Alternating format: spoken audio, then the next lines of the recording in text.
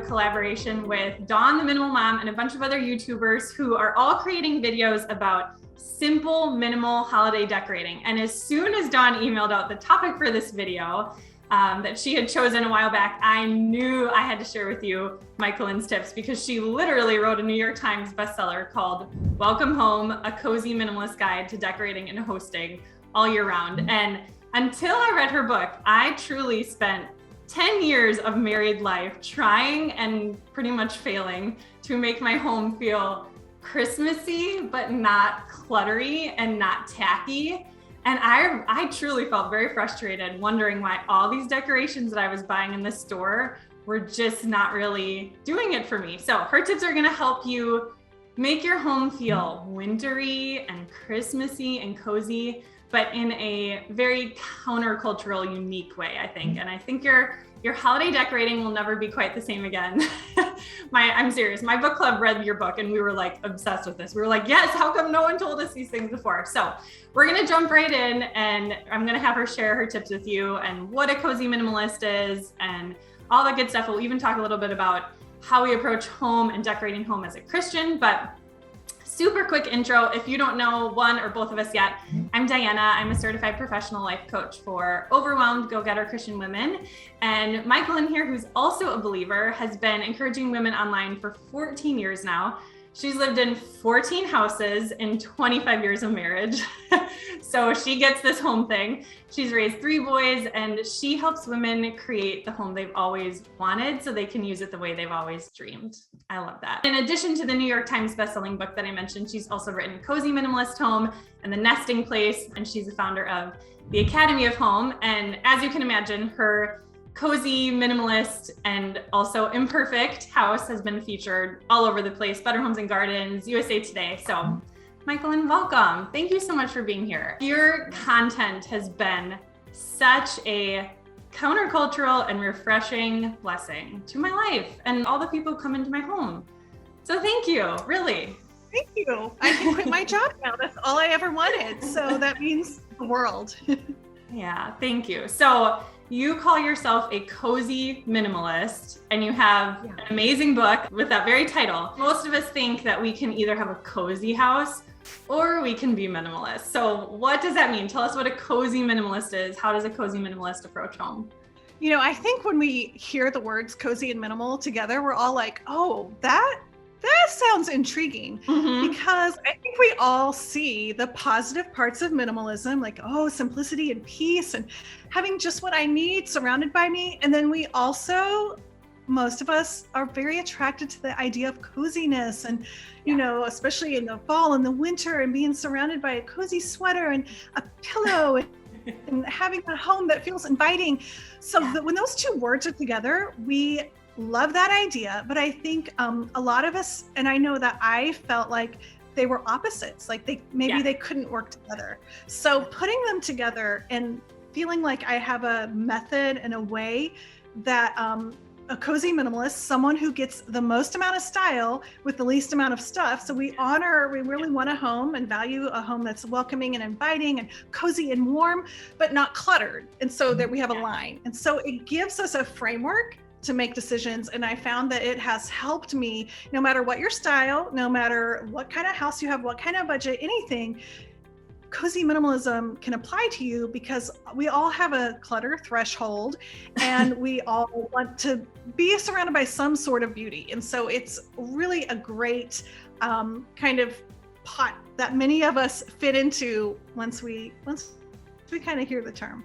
Yes, I'm very drawn to minimalism because I have a very low clutter threshold, but I never want to be a minimalist at the expense of people or at the expense of the environment in my home. And you're so mindful of that environment and creating that welcoming place. The whole idea of more style, less stuff was so helpful for me when I read Cozy Minimalist Home. We were literally in the process of making our first grown-up, non-hand-me-down sofa purchase at that time. And because I like neutral things and just very simple, I probably would have just gone and bought some very safe, comfy, very basic, plain couch. And then when you were like, okay, incorporate, if you don't have tons and tons of stuff in your house, incorporate style into the things that you kind of have to have. You're going to have a sofa, so why not get a sofa that brings some style and personality to the room? So it was really your book that led me to be like, no, we're gonna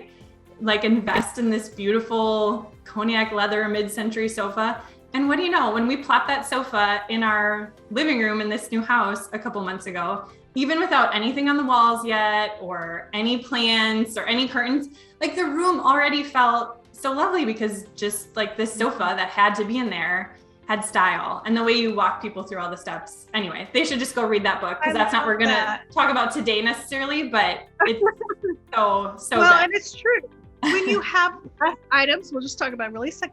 Yeah. When you have less items in your home, every item has more power. Every item has a voice, and we can let each item be more confident. So we want to pick, I know a lot of people want to mix styles. And I say, well, you can't mix a style unless every item you have has a specific style, which like, you know, bravo to you for choosing a sofa that has a specific style. It's so scary, but it actually pays off in the long run. So I think that's well done. Wonderful. Yes. Yeah. So your tips from Welcome Home about decorating for the seasons really, I mean, really, they did blow my mind when I first read them, because I don't know anyone else who approaches seasonal decor the way you do. Like most of the things you read, it's like, here's pictures of the 40 different things that I bought at Target for fall this year, or Christmas or whatever. And those things can be lovely, but you have a way better place to start. So share some of your, take it away, share some of your incredible tips with us and your approach with my friends here so that they can decorate for winter and Christmas like a cozy minimalist. Oh, I would love to. I think this way of thinking grew out of a frustration of me going to Target and getting the 40 things and putting them in my house. And while each individual item was beautiful and cute and adorable, that cost money, I had to store them for 90% of the time that I owned them. And in a small house, oftentimes I was putting those things on surfaces. And so I felt like they were adding clutter to my life. And I'm like, well, this is Christmas. It's supposed to be a time of peace. Why does my house feel more cluttered? And so that didn't make sense to me. And I felt like there has to be a better way. And I realized I was kind of going about it backwards. So I call it like the difference between a consumer mindset and a creator mindset. And I know, first of all, I stepped back and I thought, I'm going to decorate for the season first, before the holidays. So holidays, although I'm a believer, I celebrate the birth of Christ, Christmas is a holiday and winter is the season. And I found that if I get my home ready for the season, which lasts 3 months out of the year, every season does, it takes the pressure off getting ready for the holiday. And that makes it a little more fun. I only need to add a few more things. And so first, instead of like, okay, I'm gonna decorate for Christmas on the Saturday after Thanksgiving every year, no, I think about it more as winterizing my home. And the way to go about that almost is the same way that we experience creation. We experience creation with our 5 senses. That's how we know what season it is when we walk outside. And, you know, what state do you live in? Wisconsin. Okay, you live in Wisconsin. So you get snow. So we're you all get about the leaves seasons. Yeah. But, you know, I've lived in Florida. I lived in North Carolina now. So we get some seasons. But no matter where I lived, I could still walk outside and tell you what month it was, even in Florida, because things were changing if you pay attention. And I think that's the first step, is to pay attention to how the seasons change. And when I think about winter and I think about how I experience that with my 5 senses, I think, well, in winter, we have a contrast between light and dark, and the smells are different, and light stands out differently. And what do I hear in the winter? And what do I feel in the winter? What do I want to feel in the winter? What do I want to taste? And then lastly, the visual. And so as we apply that to our home, I think about, first of all, if I want to winterize my home, I want to think about seasonal supplies that cater to the 5 senses. And I'm going to do the visual last because that's my favorite one. And if I don't watch it, I go overboard and end up with like 20,000 bins of cute visual stuff. Yeah. But that's not my goal. My goal is to have the most amount of style with the least amount of stuff. And I still want to have a festive home that honors Christmas, that honors the season, that when you walk in my house in November, I don't want it to feel like July. I want it to feel like November. And I think you do too.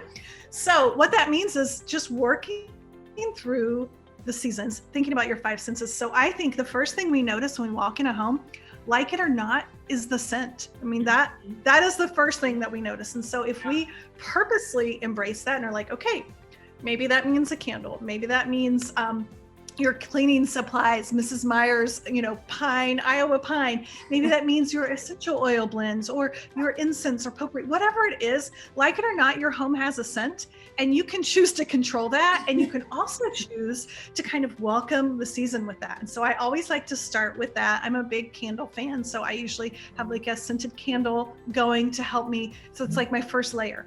And then the next thing we notice is sound. And so I like to have a seasonal soundtrack. So I have a winter soundtrack. I have a Christmas soundtrack, and they're different. So my winter soundtrack is going to sound like wintry, whether I play it in November or if I play it in February. Christmas is obviously Christmas music. Right. So I create a soundtrack, and then I have a Spotify list. I share that, but I encourage everyone to create their own soundtrack, because what sounds like winter to me might not sound like winter to you. And then I have a way to play that in my house. So that gives us another layer. So then I think about, well, taste, like I want to cook seasonally. And so I'm thinking about breads and soups and chilies and cookies and all of those wonderful things, of giving myself permission to count those, count those as welcoming the season. I think, Diana, so many of us have like a wreath for every month of the season on our door. But we've never bought ourselves a really good bread knife or a ladle or a Dutch oven that looks gorgeous sitting on our stove that we'll use 3 times a week. Yes. And we long to host, and we don't have the right things to host. And so I say, don't buy the wreaths, buy the seasonal supplies that you will use. Buy that Dutch oven, buy that bread knife, get that set of dishes for 10 people so that you can host, because we long to host for the holidays, but we don't have the right stuff. And instead we go to Target and then we buy the cute things that we can only use for 21 days. And that makes me sad, because I did it all the time. Right. So that's the other layer, is, the taste and all of the supplies that go with that. Then touch, I think about, well, you're very cold where you are. So switching out those sheets for flannel sheets. Yeah. Maybe next to my bed, we have a thin rug, but on my side of the bed, I like to get out my big like Sherpa wool blanket or wool rug and put on the ground.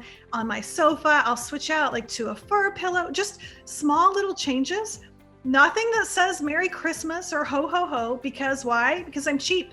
I don't want to use a pillow for just 20 days. I want to have a pillow that I can use in November, December, January, February. So that's going to be for me something that is textural or nubby or like sweater or woven or fur, something like that. Yes. So that gives me that next layer. And then lastly, I'll look around and say, okay, now what am I lacking visual? What happens is when you add those layers, you realize you don't need as much visual as you thought you did. And as a cozy minimalist, as I've already worked through my house applying cozy minimalist steps, my mantle looks great all year round. Like it used to be that I only liked my mantle at Christmas because that's when I had my beautiful Christmas decor. But now I don't want to just rely on Christmas decor to like my house. I want to like my house in January and June and in February, all the months. So now I just have to add a few dashes. And when I think about winter, that's that dark and light. So I'm doing lots of mercury glass and little votives and candlelight. I'm doing twinkle lights. I'm doing big C9 lights where needed, and allowing it to be dark in the winter. So I don't turn my overhead lights on. I just use little pockets of lamp because, if it's good enough for creation, it is good enough for me. And so I think like having that time of darkness in the house and just little lamps makes me feel so cozy. Greenery from the property, I'll bring that in. So just sparkle, things like that. So those are things that I can use, again, November, December, January, February. But then at Christmas, that's when I do another layer of, okay, now it's Christmas. What are those meaningful, beautiful things that I really love? And I try to only pick, I found that I really only need 3 places, like our tree, maybe the front door, and then the mantle. And I might tuck greenery in here and there, but that's it. And it's done. And it's so ready and it's so freeing and it's not overwhelming. And I only have 3 bins of Christmas stuff. Doesn't that sound wonderful? Yes. Yeah. One of my husband's coworkers said they have 20 bins of Christmas decorations in their house. Yeah. I just I think he was like proud of it. And I just was like, oh, I feel so bad for you. That feels overwhelming to me. And that's a person who loves, like, I love the heart behind that, which is I want to celebrate the season and I want to, but I want to have a life.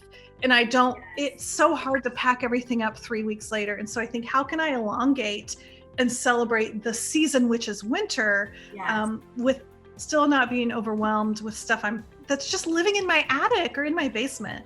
Right. Yes. I love that. And can you talk a little bit more about kind of like how because you do this, what we were talking about for winter and Christmas, you do this for each season and you talk about that in your book. And so can you talk about how you kind of shop your house and you kind of bring things from other places and you're looking for those things that are kind of specific to the season? That was so helpful for me. I'm like fairly minimalistic, so I don't have a ton of decor sitting out and I really don't even have tons of other stuff, but kind of going about my house with like this, what feels Christmassy and how can I, or wintry, and how can I kind of play that up was really helpful and fun and helped me feel like, okay, there is a little bit of variety here in the home for this season without, again, having like the 20 bins of Christmas decorations. Yeah, absolutely. Well, and I think it's almost easier to think of that in terms of the other seasons. So let's say it's spring or fall. One of the things I'll do is I want low commitment color. So I'm not going to buy a yellow sofa. None of us are, because it's spring, as much as I want to be surrounded by yellow in the spring. Yeah. But there are things either that I already own that maybe are, in the spring, I'll just think about what color do I want to be surrounded by that feels good with what is already happening with my style in my house. A lot of times that's purple or aqua, or maybe some yellow. And whatever color that is for that year, because I am low commitment and I don't have, spring birdies or cages, I can walk into my house and I might just pull forward books that I already own in that color. And maybe I'll put them on the coffee table. Maybe I will look through my vases and I happen to have an aqua vase that's kind of been on the back of the shelf. I'll pull it forward and put it center on the table.